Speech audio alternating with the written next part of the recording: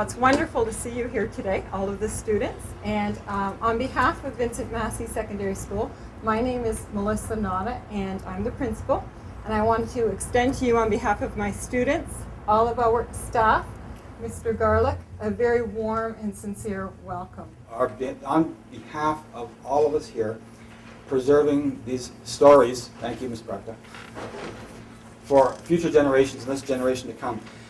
Before you, we have what I would call seemingly ordinary members of our community, neighbors, citizens, who have taken themselves and placed themselves into extraordinary circumstances. Distinguished guests, I'm going to name them alphabetically around the table, or almost alphabetically.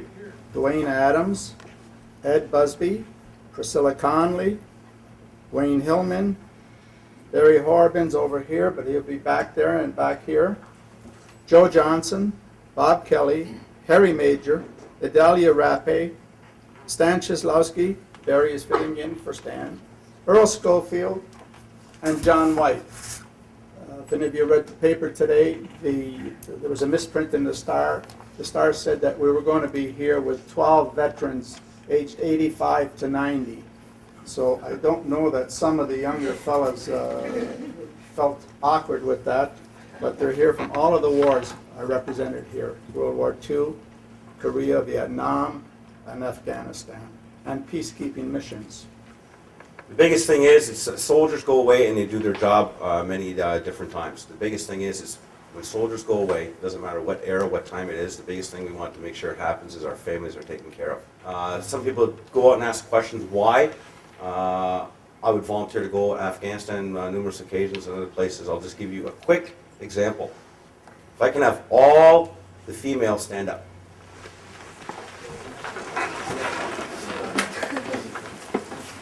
Okay? If you were living in Afghanistan prior to 2001 under the Taliban regime, you would not be going to school. You would do as you were told by your father, mother, whoever it may be, your family member, primarily the male role model.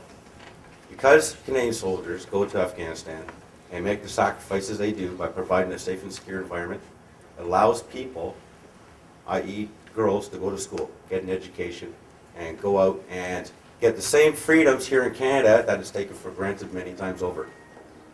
So people ask, why do I go? That's why I go. Thank you.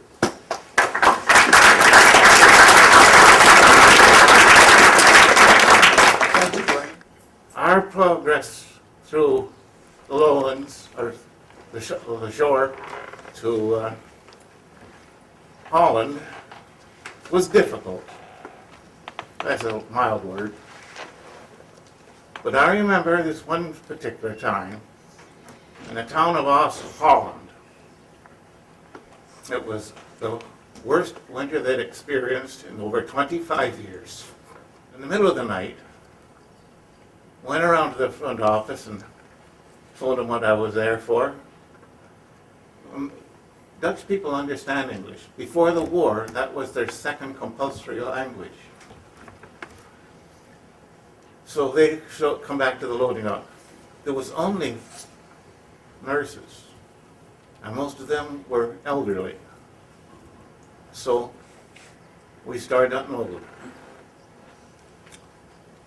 When we all finished, this one nurse, I would figure she was the Mother Superior, she picked up this bag and she looked at me. She said, "Peas?" "Yes, dried peas." Something we thought were horrible. But she looked at me and started to cry. She said, "Now we can feed the babies." I'll never forget that. Thank you.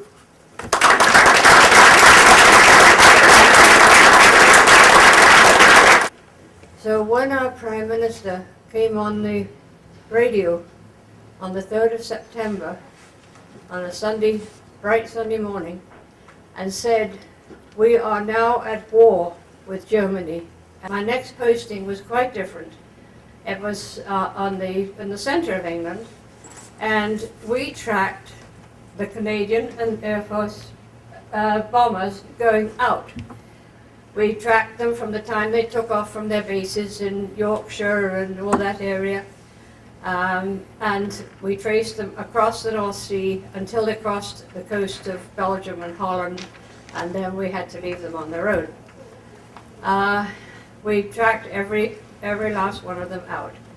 Then we had to wait and wait, and then they started coming home, one at a time, two at a time. And they were all identified by their squadron number and a letter call sign.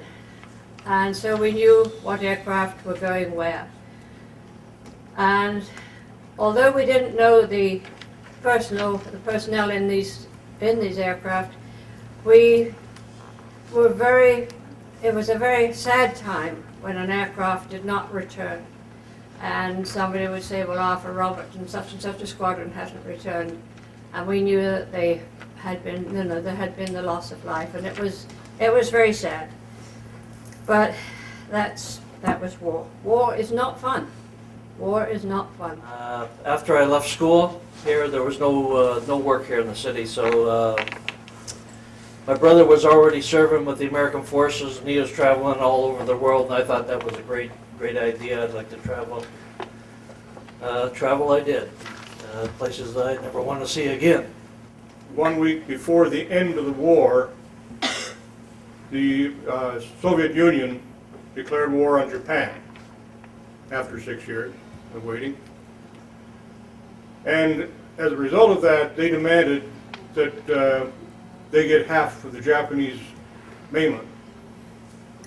The U.S. weren't about to do that, and so they cut a deal with them that they would take half of Korea, the north half of Korea, which borders on Manchuria, would then become a Soviet zone, and the south of Korea would be a U.S. zone.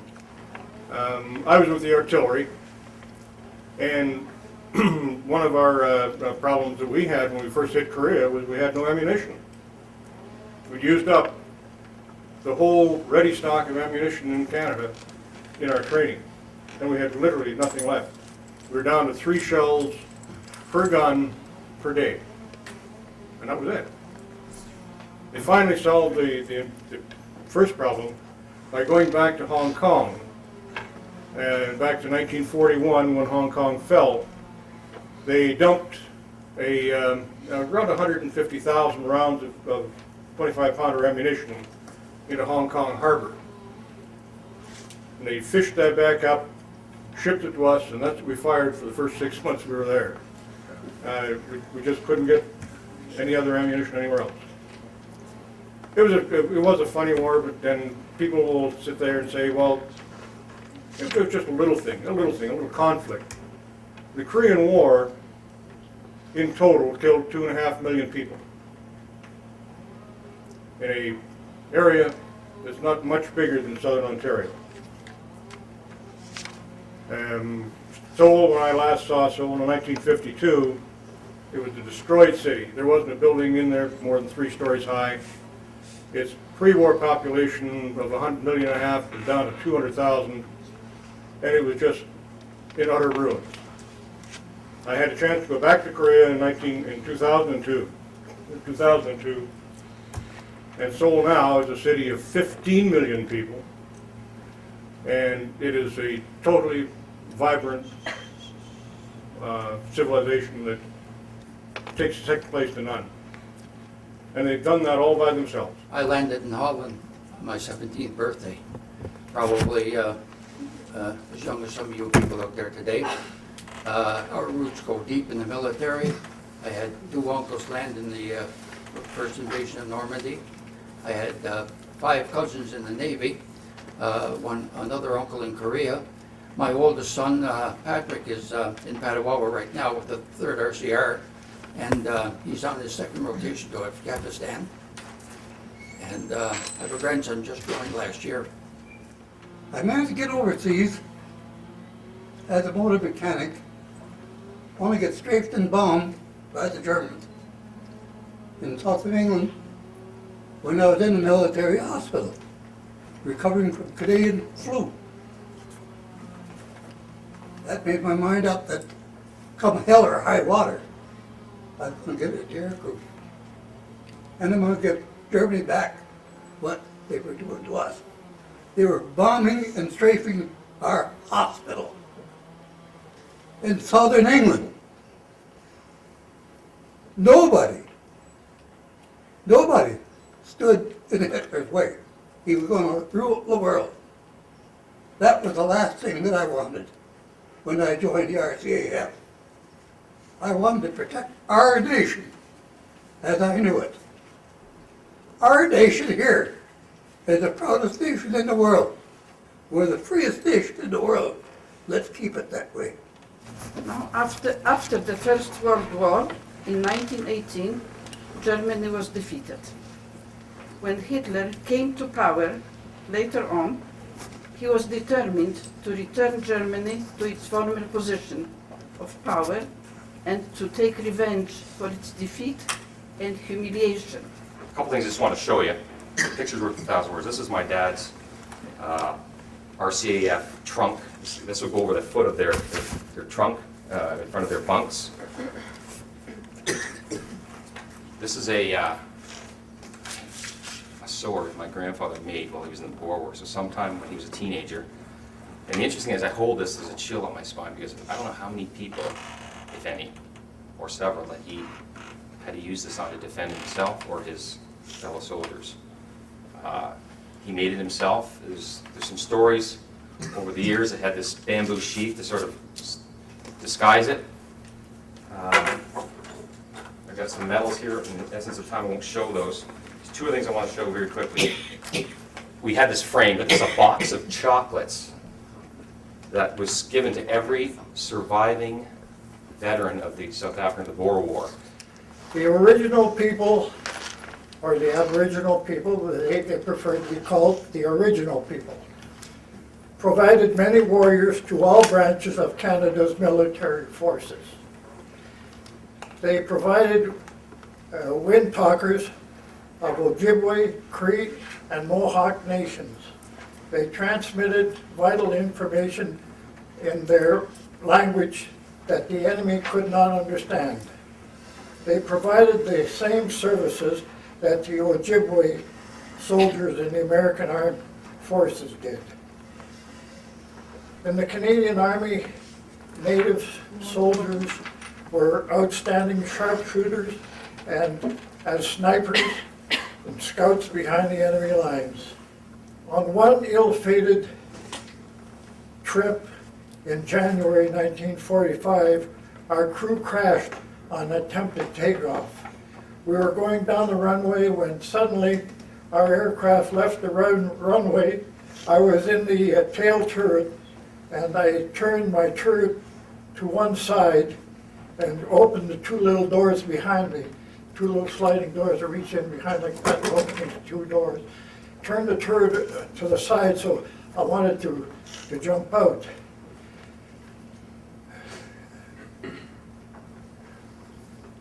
Well, going at 120 miles an hour, we soon hit the trees at the far end of the airfield. On impact, the tail whiplashed and threw me out. When I got up, my boots were gone. We all got away, and the aircraft exploded and burnt. After that, I was called Boots. We flew at night in the dark, and the American Air Force flew during the day. I thank you for your attention, and I thank the Windsor Historical Society for asking us veterans to come and speak to you. When I was 17, the war broke out, 1939, and I went up to join up, and they didn't take me, so then next year in June I went up and they took me and I joined the Essex Scottish and in Windsor, and Camp Borden for training, and was there for a year training, and after that there was a draft going overseas, and my brother and I were pulled off the draft. I had two brothers in the Army at the time. Then Major Macklin said to me, there's a draft going to the coast down to Nova Scotia, so if you want to go ahead. So right away I took the draft and down to Nova Scotia, landed on McNabb's Island, where there was an artillery outfit there that controlled all of harbor, the ships coming in and out. So I belonged to that for a year, and I was shipped over to Gaspé Peninsula out in Quebec, where the Germans were running up and down the Gaspé waters and sinking ships. They sank 16 merchant ships there while I was there. And we put up two 10-inch guns in a fort called Preval. The guns were large guns. The barrel alone on one weighed 31 ton. And when everything was finished, I was to fire the gun for the first calibration. And the brass all came up from Ottawa to observe what was going on. But they pulled up all the gun crews. There was a 14-man gun crew. When the gun was ready for line range and bearing, number 14 pulled a lever and the gun barrel went up. They called it a disappearing gun. When the gun was fired, the concussion came back and loaded the barrel for it to be loaded again. And instead of me firing from the gun pit, they had me stand up behind the gun and I fired it and it knocked me unconscious, the concussion. And then,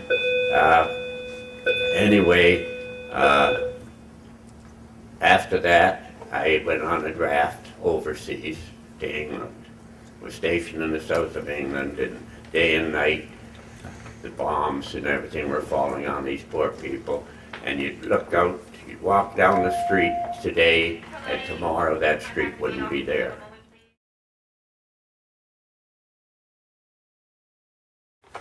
We have a few some party gifts for our guests on behalf of Massey.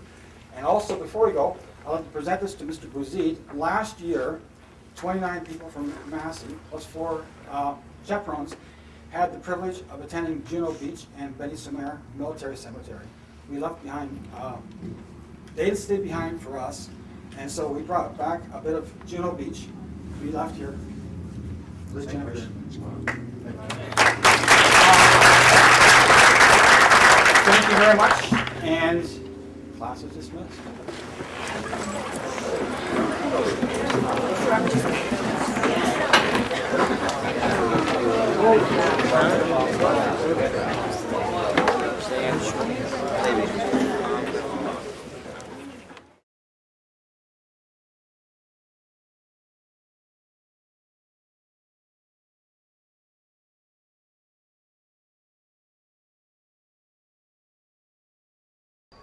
In Flanders fields the poppies glow between the crosses, row on row that mark our place. And in the sky the larks still bravely singing fly, scarce heard amid the guns below. We are the dead. Short days ago we lived, felt dawn, saw sunset glow, loved and were loved. And now we lie in Flanders fields. Take up our quarrel with the foe. To you from failing hands we throw the torch. Be yours to hold it high. If ye break faith with us who die, we shall not sleep, though poppies grow in Flanders fields.